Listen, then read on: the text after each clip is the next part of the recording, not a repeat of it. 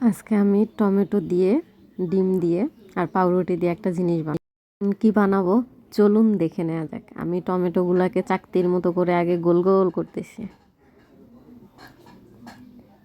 কাটতে খুবই কষ্ট হচ্ছে, পারতেছি না।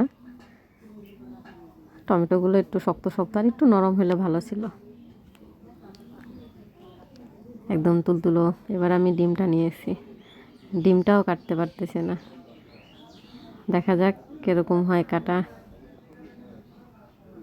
ডিমটাও বলতেছে কার হাতে পড়লাম। সুন্দর হয়েছে, খুব সুন্দর হয়েছে। এবার চাকুর মাথায় যে ডিমটুক ছিল ওইটুকু আমি খেয়ে ফেললাম। এবার আমি পাউরুটি নিলাম, এর উপরে এবার সস, টমেটো সসটা নেপে দিচ্ছি। মানুষ তো মাটির ঘর বাড়ি লেপে, আমি না হয় পাউরুটির উপরেই লেপলাম।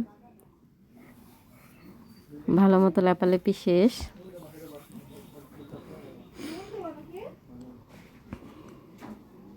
এবার আমি ওই সিদ্ধ করা ডিম একটাকে কুচি কুচি করব।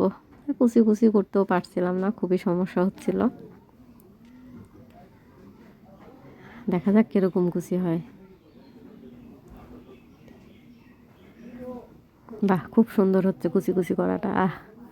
দেখতেই পাচ্ছেন আমার ডিম কুচি করা হয়ে গেছে। এবার আমি টমেটো আর ডিমটা সুন্দর মতো সাজিয়ে দিব। যেহেতু আমার ঘরে বেশি উপকরণ নেই, মাত্র এই কয়টাই।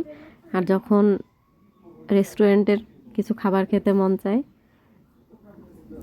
রাতে বাইরেও যেতে পারি না, তো এর জন্য ভাবলাম বাড়িতেই কিছু বানিয়ে নেওয়া যাক।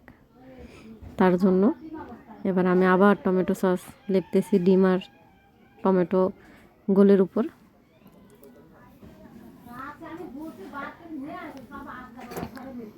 আমার নাপানাপি শেষ।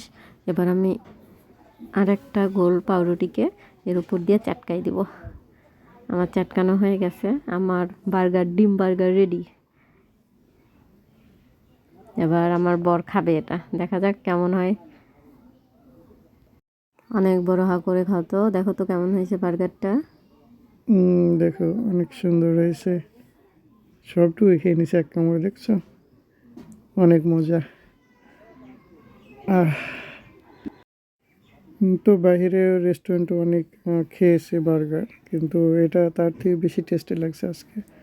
হাজার হলে বউয়ের হাতের বার্গার, তো টেস্টে হওয়াটাই স্বাভাবিক।